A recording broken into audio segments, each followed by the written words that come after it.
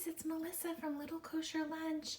As you can see, I'm getting a few things prepared today for a little mini video I wanted to share with you about Passover preparation and how to have a fun and not boring Seder.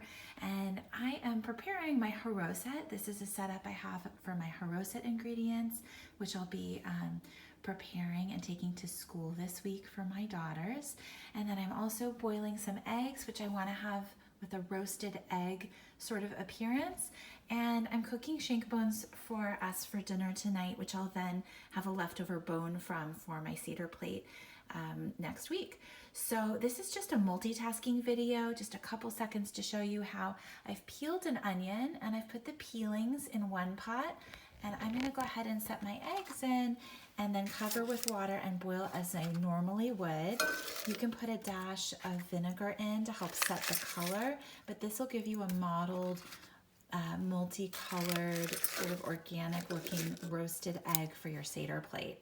And then at the same time, that onion that I've just used for the onion skin, I roughly chopped and put in with my browned shank bones that I bought today.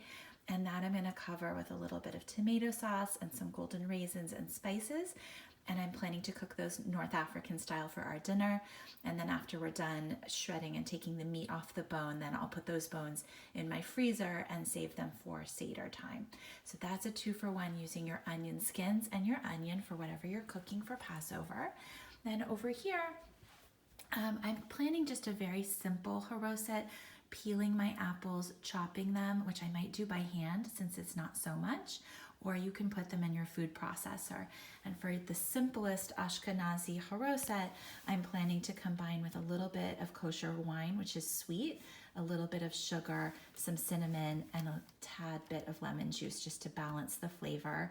If I weren't taking this to school where it's a nut-free school, I would put in chopped walnuts as well. So that's it. I hope you guys are having happy preparation for your Passover and house cleaning, and I will have another video up for you shortly about some fun ways to add flair to your Seder and keep it interesting for your guests as well as your kids. Take care.